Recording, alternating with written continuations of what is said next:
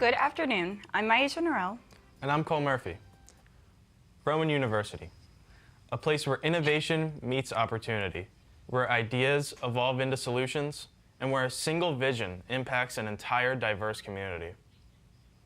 Here, we do not just explore possibilities, we make them real. Today, you will witness a few of the many individuals who embody this very drive. Individuals who create, develop, achieve, and evolve right here where I stand. Today, I present to you Rowan's extraordinary pioneers. What is up, Student Center? I am Gray Hobbs. I play the drums in Estrogens, and we won Battle of the Bands 2025. We're Estrogen.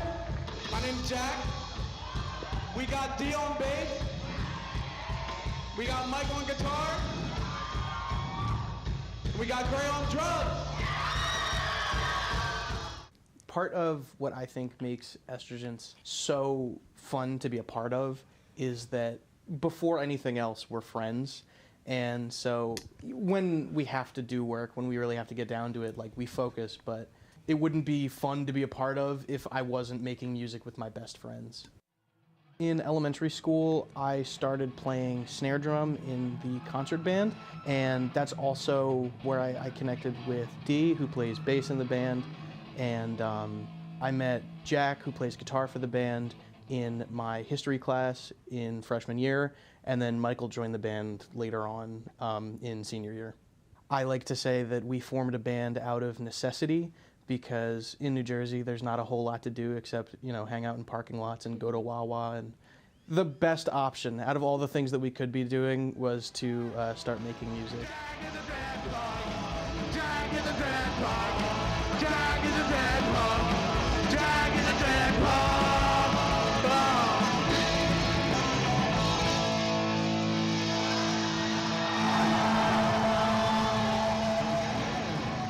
It was a made decision when we signed up for Battle of the Bands this year that regardless if we won or if we lost, that it would be the last time that we would do it, because we did it the previous 2 years. This is our third year performing, and so it was like, win or lose, when it's time to be done. So we just, we worked really hard on it and ended up winning, and I think that that's a cooler note to end on. And then our first place winners, Battle Band 2025, are going to be playing the big stage at Holly Bash. Estrogen.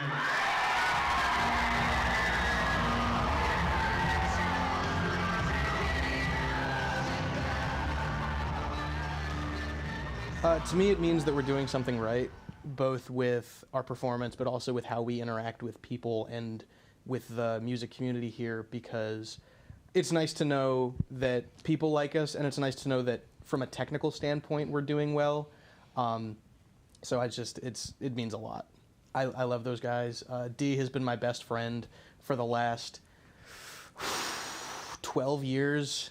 And Jack and Mike I've known for forever, since the beginning of high school. So it's just, they're like brothers, It's like a family connection, and I really appreciate it.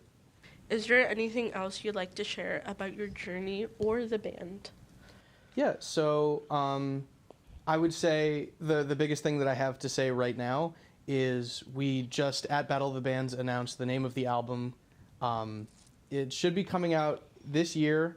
It's called Chemical Burns, and I'm hoping maybe it'll be out in September. We'll see what happens.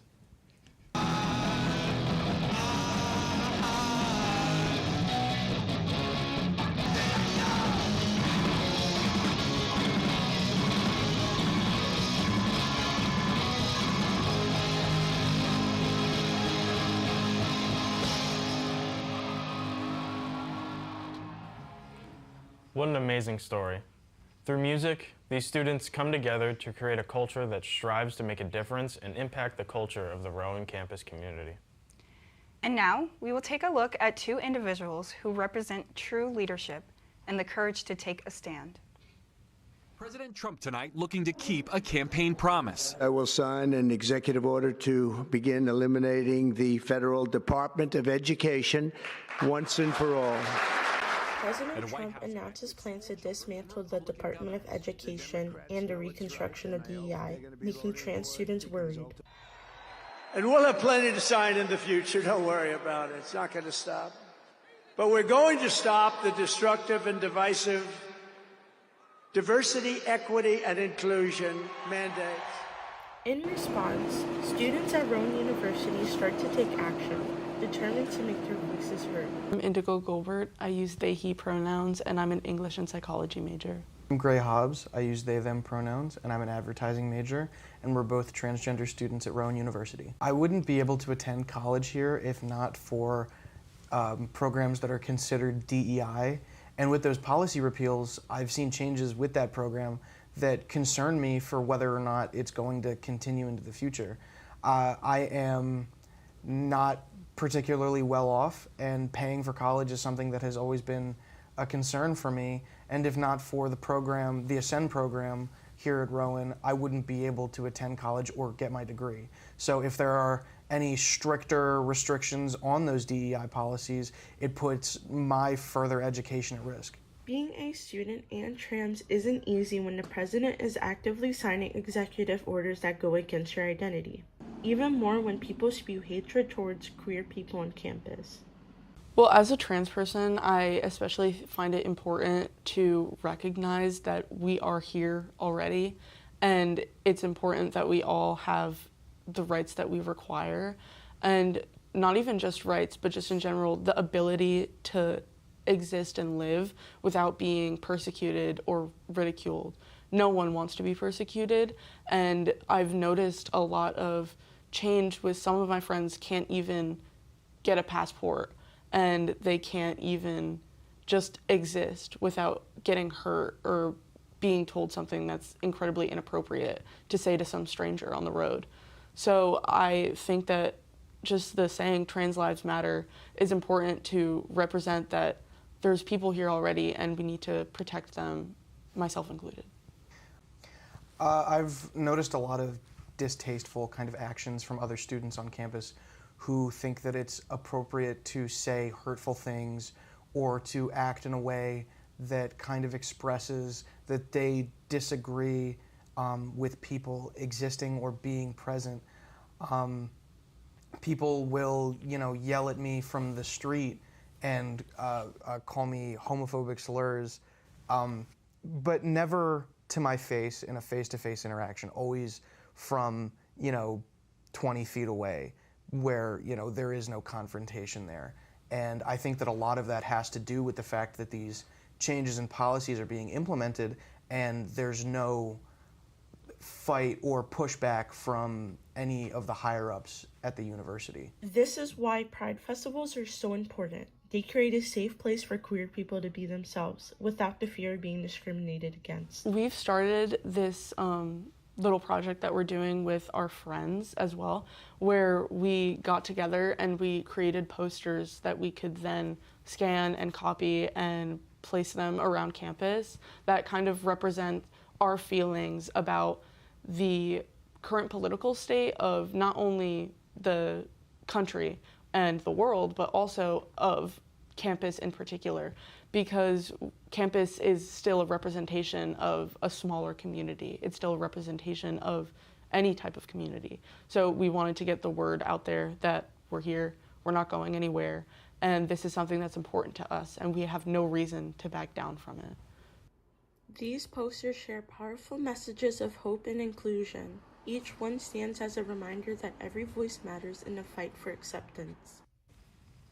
These two students serve as a great inspiration for the creative arts here at Rowan, striving to create an environment that fosters unity and support for diverse groups while highlighting the importance of unity. Yes, they truly are. On that note, I will introduce Nancy Ohanian, an artist who transforms the controversial discourse of the political world into inspiring works of art, reshaping how we perceive society. First creating art. I think that when I was probably in elementary school, someone that my mom worked with saw that I liked to draw. So he gave me a pen and ink. He gave me a speedball pen and ink, and I started drawing cartoons. And then I started drawing buildings and floor plans using my parents' furniture as a scale reference to know how big a room should be based on human scale, you know. And I wanted to be an architect after that, since I was like 6 years old.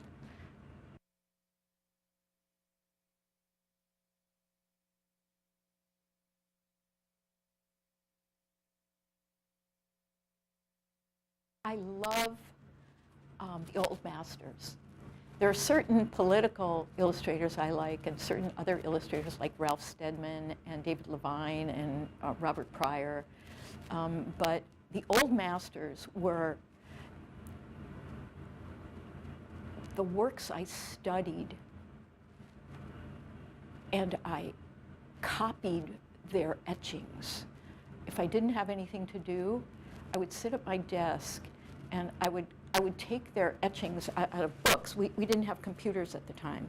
I would Xerox a book of their etchings until the lines in the book, were as large as my pen point, okay? And then I would copy their lines on board. And I would learn how to express movement, how to express contrast, how to show contrast, how to make lines purposeful. Certainly I had to do it on my own, but it gave me a really good introduction and really good understanding of the use of line and how versatile it is. When I went to undergraduate school, I studied illustration and visual communication. That was at Layton School of Art in Wisconsin, and now that's called MIAD, Milwaukee Institute of Art and Design. Then from there I went to Pratt and I studied painting, drawing, and printmaking for my MFA. And I really focused on drawing rather than painting, and that's where I developed my pen and ink skill, my pen and ink style. And so I really was thinking of being an illustrator, even though I'm not really sure what that meant to me at that time. I was just kind of letting life lead me, and it happened to take me to publications, to media. At the beginning of when I was illustrating for the New York Times, and then I went on to the LA Times, and I drew for them for like 40 years.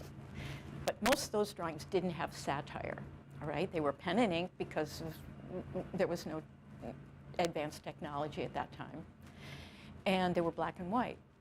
But then in the 90s, in the early 90s, late 90s, I started using the computer.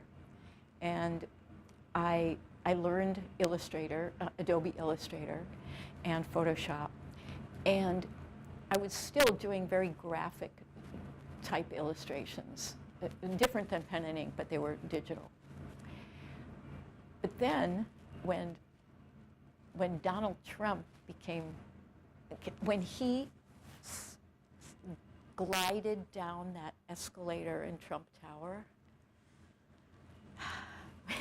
that was so funny to me. I couldn't believe it. I was embarrassed for him. It was so weird and theatrical. I couldn't not laugh, and I couldn't draw him seriously. So that is how I started drawing cartoons, okay? That specific moment. My drawings, because the news happened so fast, political drawings have to be fast, and my pen and ink drawings, my earlier pen and ink drawings were required to be done overnight. So some of the big drawings that I've done for the papers were 24-hour assignments, because that's the way the news was that time. They would give me an assignment on Wednesday for the Sunday paper. They would print it on Thursday night or Friday, and the Sunday paper would come out with news that was as current as it got. Okay? Now, my drawings take me longer, but news happens every minute. You get updates every minute. So it's kind of switched for me. So my drawings do take longer, but at this moment, actually I just finished a drawing, well, my last two drawings. One was about the resistance, okay, people having the courage, politicians having the courage, and citizens having the courage to say what they need to say. And my last drawing that he finished yesterday was about the security breach of the text messages that were texted between Trump's advisors, and that reached an editor of The Atlantic. I think that's so funny. Oh, that's an interesting question. I feel like a lot of newspapers won't publish my work because it is so direct and so progressive. The leaning is progressive. I think a lot of newspapers that are corporate owned now want something that is milder. So the number of newspapers that publish my work has gone down in recent years. I don't care. It matters more to me that my drawings are honest. And if they're direct, that's just the way it is. I don't care. If I don't make a lot of money, it doesn't matter. Nancy Ohanian is a professor here at Rowan University, and her work has been published by magazines nationwide. Her art rejects right-wing ideology and creates caricatures of famous politicians. Another great leader we will now highlight is Josh Keating, a father and a chef and a firefighter who selflessly sacrifices his life every day to protect others and serve the community, making a difference every step of the way.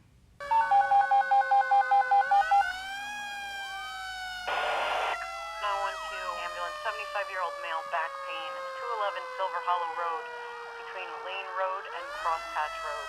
Repeating, 75-year-old male back pain. Being from a small town, I love being from a small town, but the downside from that is that you kind of know everyone. It's a good thing until there's an emergency, and then you know everyone. My name is Joshua Keating. It's Joshua-Keating. I am a life member at Logan Volunteer Fire Company in Pedricktown, New Jersey. I joined as a junior member when I was 17. Position within the company was just a probie. You're a probie for probably the first 6 months or so. It could be longer if you have to go to fire school, depending on when you get out. But my general position was just firefighter, a packable firefighter. So I did a lot of interior work when it got called for. Later on, I joined some committees, truck committees, building trucks, designing them, stuff like that. Two guys that I went to high school with, like I joined when I was 17. So I was in the fire company running calls when I was 17, 18. So that's junior year, senior year of high school. This is also when all my friends were also getting cars, not making great decisions.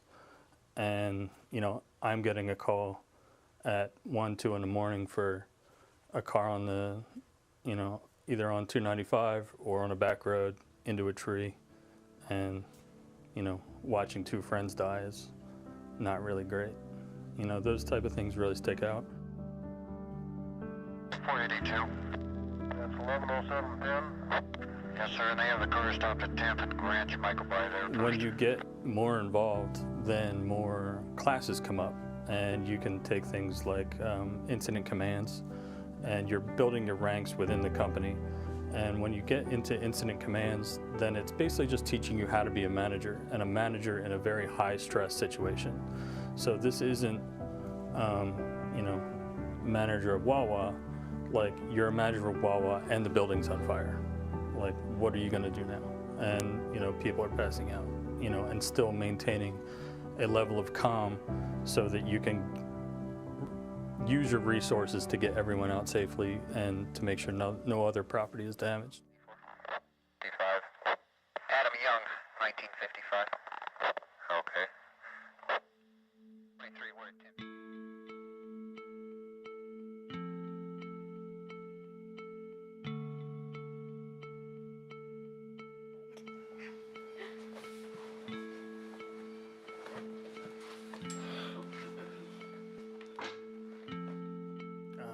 Favorite memory from being part of a fire company.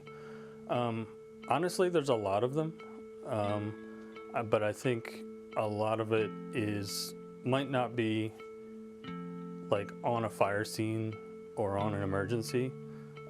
It's more or less what takes place after the call, and when we're winding down, we're trying to get over what we just went through, and we're going back to the firehouse or we're going to the diner, and we're eating burgers at 3 o'clock in the morning because we were just on a call for 8 hours, and we're just trying to wind down from that stress and kind of normalize your life again. And I think that's the brotherhood behind it is a lot more why I liked it more than the blinky lights. What a fascinating journey to explore. It's remarkable how he makes a difference not only for his family, but also for an entire community, exemplifying true leadership. Speaking of discovery, our final presentation will transport us approximately 245 million years back in time, led by the influential Nick Senna, Director of Community Development and Partnerships at the Fossil Park Museum here at Rowan University. The Rick and Jean Edelman Fossil Park and Museum of Rowan University. It's located in Mantua, New Jersey, behind a Lowe's, but there's a good reason for that, which we'll touch on later. The museum was many years in the making. Many million years, I should say, as this is the site of where many dinosaur fossils have been found and preserved. Much of the grounds are actually free to roam for no fee or charge. This includes the areas where the fossil park is, and everywhere around the museum building. The museum, and all in it, costs money to enter, but it is very much worth it. We had the chance to talk with Nick Senna, who is the Director of Community Development and Partnerships at the museum.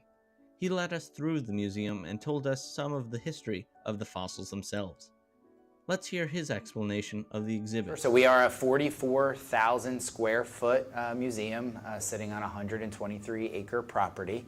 As you enter the museum, you're obviously in the upper lobby that is filled with skeletal recreations of dinosaurs and Cretaceous creatures. It's the only place in the museum where you'll see these skeletal recreations. Once you walk into our main exhibit hall, which we call the Cretaceous World, it takes place like a 3-act play. So Act 1 is Dinosaur Coast. These are fully fleshed out, life-size recreation of dinosaurs that were discovered somewhere on the eastern seaboard of what is now the United States. Then you move into Monstrous Seas, so now you feel like you're underwater. In that exhibit hall are creatures that were actually discovered on the property here itself. And then Act 3 is the Hall of Extinction and Hope, where in the first half we outline in a timeline fashion that day 66 million years ago when the asteroid strike, and within that hall we actually have from the Smithsonian and NASA a 4.5 billion year old meteorite that hit our planet 50,000 years ago in a crater in Arizona. We have that on display, and then we move to the second half of that hall, which outlines basically what the world is going through now with the climate crisis and the biodiversity crisis. The models in the many exhibits are very, very lifelike. There's a good reason for that. Nick, care to explain? Yeah, so every model we have is exactly life-size. Our paleo sculptor, Gary Staub, who is actually the world's #1 paleo sculptor, he has won National Geographic's Paleo Sculpting Award so many times that they begged him to be a judge just so they could give someone else a chance. He puts an extensive amount of research in when he creates these models, so he measured fossils from all sorts of different museums, worked with a number of experts, including Dr. Lacavera from the site, to create what would be, completely accurate representations. You know, there are certain parts of dinosaurs and other creatures that scientists make educated assumptions about. We don't know exactly what their colors were. We know they had feathers. We don't know exactly where those feathers are. But nevertheless, we use all of the resources we have available to us and make these educated decisions. And until we are proven otherwise, we believe we are the most scientifically accurate representation of the dinosaur. One fun thing they have besides the models is a VR simulation, where you can become part of history and feel like you're back in the age of the dinosaurs. We're excited to have a free roaming virtual reality experience that has some haptic features to it. So when dinosaurs breathe on you, you feel the air. When you walk by the waterfall, you'll feel some mist, things of that nature. We are calling it Expedition Voyager, and your mission, teams of 4, enter into the experience. You're given fully immersive virtual reality glasses and 2 ray guns, if you will, and your idea is that you take a time machine and you go back to the time of the dinosaurs, and your goal is to collect DNA samples and protein samples and biosamples of these dinosaurs by scanning them with your ray gun. And as you're doing so, you're collecting points. But of course, you know, everything in the environment goes wrong. You're supposed to land on the land, you land in the water, the dinosaurs are trying to get you. And you navigate your way through this environment and this experience, and then you're ultimately ushered back into your pod to come back to Earth, where you then see the amount of points that you've earned and, you know, can compete against your family and friends. The whole experience will take roughly 20 minutes, we believe. We're excited to have our first guests going through it now, so we're testing all of it. There is also a dig site where, for a fee, you too can dig up fossils, have them cleaned and examined, and even take them home with you as a piece of history. We weren't able to go to the site, since it hasn't opened yet, but when it does, you can bet we'll be first in line. Like I said earlier, the Fossil Park and Museum are in a weird spot, but that's for a reason. Now, why would that be, you may ask? Well, let's let Nick tell you why. Sure. So southern New Jersey at the time of the dinosaurs was actually a shallow marine environment. So we were roughly 70 feet underwater where we sit right now.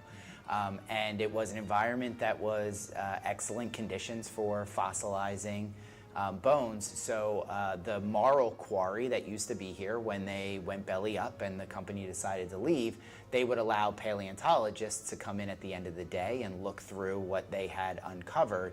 And sure enough, after Rowan ended up buying the property and Dr. Lacavera was working on the site, we identified the extinction layer, which is about a 7-inch layer of sediment that has mineral evidence of the asteroid strike that hit 66 million years ago, 1,500 miles from here. And within that layer, we are one of only 6 locations that have found fossils within the layer. All in all, Rick and Gene Edelman Fossil Park and Museum of Rowan University is a must-see attraction for any and all dino fans. All of these stories highlight the visionaries who are working to revolutionize the community of Rowan University as we know it today. Whether it's creating music that inspires, crafting art that uncovers the world's untold truths, saving lives from the dangers of fire, or bringing prehistoric worlds to life, each leader makes a profound impact, transforming the world every day. So keep making a difference and inspiring profs. You just never know whose life you might change.